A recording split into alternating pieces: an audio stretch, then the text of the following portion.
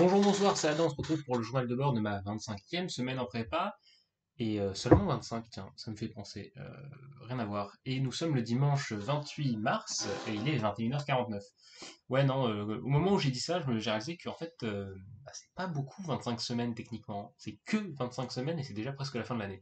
Bref, bilan de cette première semaine de confinement où j'étais en distanciel, mais pas vraiment, mais c'est chiant, mais c'est compliqué, mais des fois ça va. Bref, qu'est-ce qui s'est passé? En gros, comme je l'ai dit la dernière fois, ça s'organisait de la manière suivante à peu près. La plupart du temps, j'étais en distanciel et je revenais pour faire des calls et les TP et les TD. Ce qui fait par exemple que le lundi, je suis revenu l'après-midi pour faire TP de physique et TD de maths. Et on était censé pas croiser le groupe, bon, on les a un peu croisés et tout.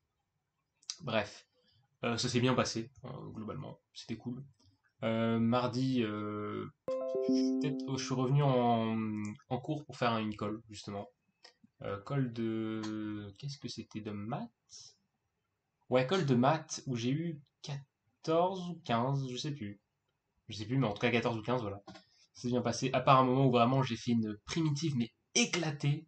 Euh, vraiment, j'ai fait à l'instinct. À un moment, je devais faire une intégrale plutôt de 1 sur t carré plus a carré.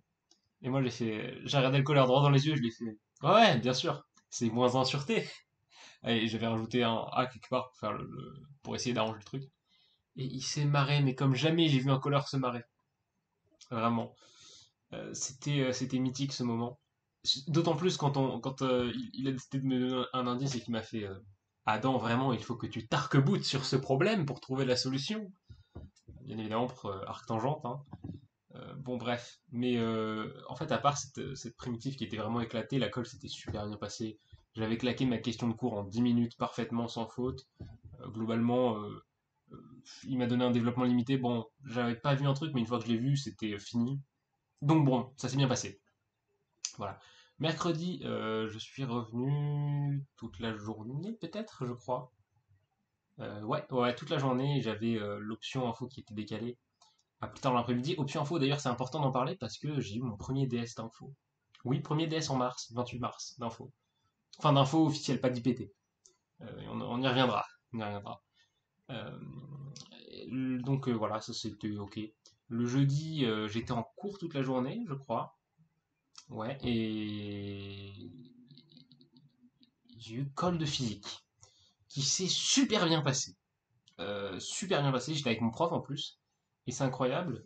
Globalement, alors ma question de cours, bon, en fait, je sais pas si je dois bien le prendre, mais souvent mes colleurs rigolent quand ils me font une colle. Bon, je sais pas si je dois bien le prendre, est-ce que je les amuse ou est-ce que je suis complètement con. Comme en général ça se passe bien, bon. Mais ouais, là mon prof rigolait beaucoup parce que bon, j'étais un peu distrait. Par exemple, il y avait des moments où je mettais des dérivés et j'oubliais de mettre le D de la dérivée parce que normalement vous écrivez, en l'occurrence c'était le moment cinétique donc il fallait écrire dl sur dt. Moi j'avais juste mis L sur dt parce que j'étais pas tout à fait bien présent dans le moment, on va dire. Mais j'avais pas oublié de fléchir mes vecteurs, ce qui est bien. Et bref, et du coup, le prof rigolait pour ça. Après, c'est peut-être juste les profs qui ont un humour particulier, me direz-vous, mais bon. Voilà. Ça, plus un exercice qui était vraiment très intéressant, l'exercice, je pense que je réfléchis à faire des vidéos study with me. Il faut que je trouve le temps et l'espace dans mon appart de faire ça, parce que vous voyez pas tout, hein, mais dans 11 mètres carrés, c'est compliqué d'agencer les trucs. Et notamment, j'ai réussi à caler un tableau, parce que ma proprio est extrêmement sympa. Mais le problème, c'est que si je veux le filmer, ça implique de faire quelques acrobaties sur mon lit pour faire tenir le téléphone. Et donc je verrai si j'arrive à faire ça et que j'arrive à avoir un setup stable, je ferai des live study with me. Donc où je balancerai juste un live et puis vous verrez travailler. Et peut-être deux trois vidéos, je pense que je ferai des. J'ai réfléchi à faire des vidéos où je vous mets des problèmes de maths ou de physique et je les résous devant la caméra. Et en l'occurrence, si je fais ça, cet exercice de physique sera assurément dedans. Voilà. En gros, c'était un système assez simple en fait. Hein. Vous aviez une boîte qui est reliée, alors si je vous mets comme ça, une boîte reliée à une poulie, donc vous avez la poulie ici, qui est reliée à une boîte en dessous. Ce qui fait que en fait vous avez un système avec des poids. C'est-à-dire que si cette boîte est lourde, ben, elle va tirer et l'autre va se déplacer. Et si celle-là est très très lourde, ben, celle-là, elle ne pourra pas tomber plus, en fait. Et donc, la première question, en gros, il fallait déterminer la masse exacte pour qu'on ait un équilibre parfait. Voilà. Et il y avait 3 grandes étapes dans cet exercice. Parce qu'après, il y avait d'autres questions où il fallait, en gros, après justement, on retirait la masse, on avait une chute libre, etc. Enfin, c'était pas vraiment une chute libre, mais on avait une chute.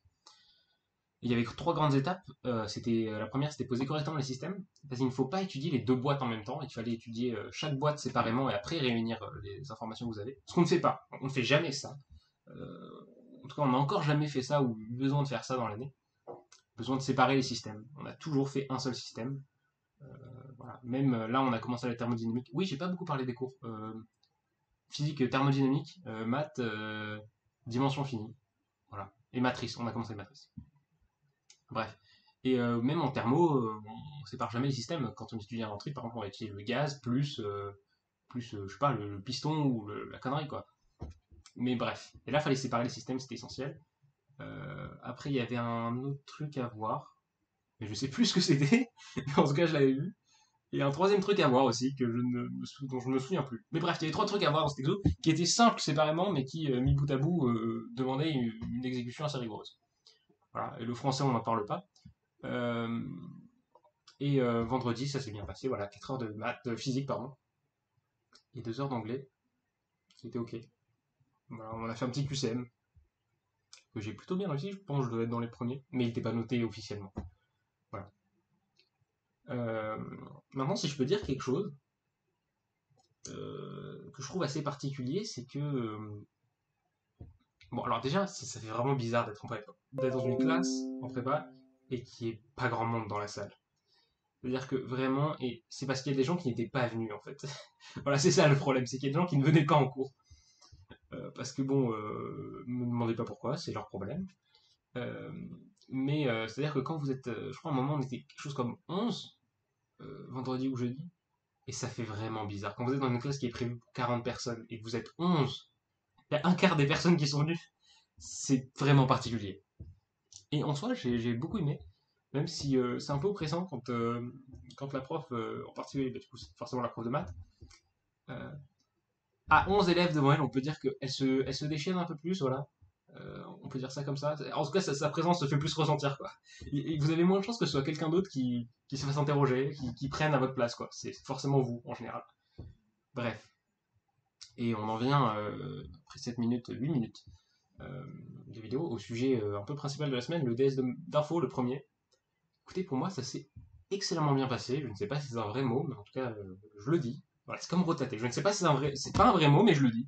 Ah, et je pense que ça devrait être un vrai mot d'ailleurs, rotater. Si un jour je suis riche et célèbre, je t'inscrirai rotater dans le dictionnaire de la langue française. Mais ouais, pour moi, ça s'est bien passé. Alors les gens l'ont trouvé extrêmement dur. Ce n'était pas le cas. C'est pas du tout le cas. En fait, il faut faire un truc, on appelle ça réfléchir. Et apparemment, les gens ne le faisaient pas beaucoup. Mais bref. Bon, j'espère que du coup, je vais pas me prendre un immense karma et avoir une note de merde, mais je pense que je peux taper le 14 ou le 16 relativement aisément. J'ai le sujet qui est dans mon sac. Je pourrais vous le sortir si je le trouve dans les 10 prochaines secondes. On va voir si c'est le cas. Ouais, je trouve une partie du sujet, je trouve la deuxième partie du sujet. Voilà, donc vous aviez un truc comme ça, comme ça.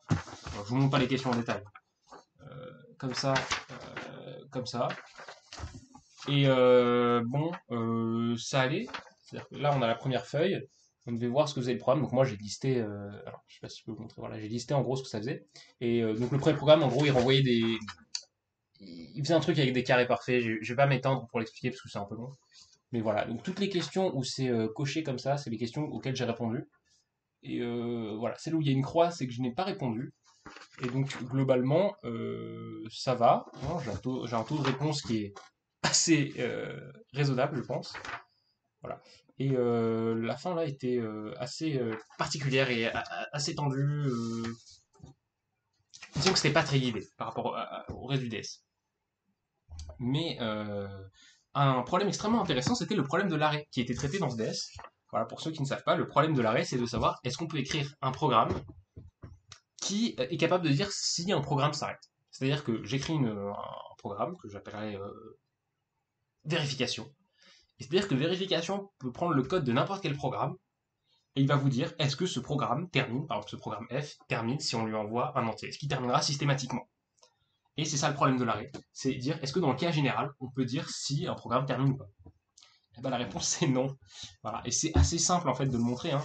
C'est justement ce qu'on fait dans ce DS, c'est qu'on suppose qu'on a un tel programme, et après en gros vous exhibez un paradoxe, notamment si vous mettez ce programme et que vous lui envoyez son propre code, est-ce qu'il termine sur lui-même? Parce que du coup, en fait un programme qui termine uniquement si un autre programme ne termine pas.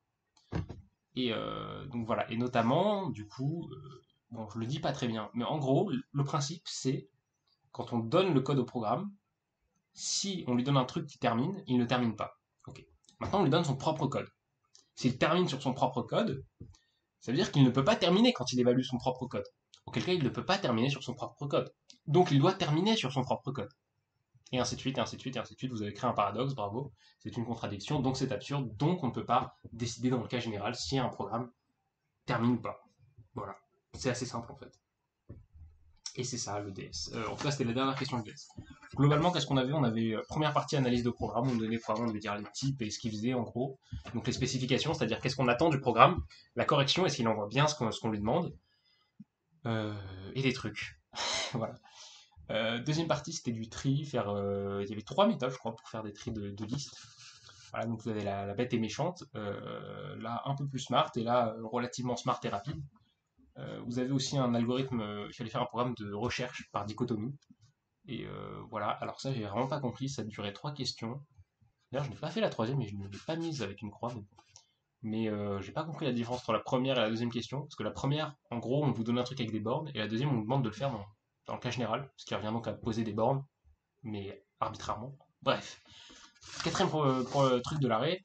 Et cinquième, valeur majoritaire, en gros, on doit dire que vous avez une liste de valeurs, et quelle est la valeur qui se répète le plus dans cette liste. Voilà. Moi, je l'ai fait en créant un sous-programme avant, qui détermine le nombre de répétitions d'un truc, et après je compare. Voilà. C'est tout pour ce journal de bord, je pense. Je vous donne rendez-vous la semaine prochaine, on sera en avril. Est-ce qu'il y aura une vidéo du 1er avril? Peut-être, peut-être pas. Voilà, je réfléchis encore. Je suis pas censé dire ça, je crois, hein, pour une vidéo du 1er avril, mais bref. C'était Adam, je vous souhaite une bonne soirée, une bonne après-midi, une bonne journée, je l'ai peut-être déjà dit. Abonnez-vous si vous voulez vous abonner, désabonnez-vous si vous voulez vous désabonner. C'est important de s'abonner si vous aimez bien la vidéo. Partagez si vous avez envie de partager, parce que c'est bien de partager et ça fait du bien à la chaîne. Si vous avez aimé, mettez un like parce que c'est gentil un like. Si vous n'avez pas aimé, bah mettez un dislike parce que de toute façon j'en ai rien à foutre. Voilà. Et je vous donne rendez-vous la semaine prochaine pour le prochain journal de bord. Ciao ciao ciao.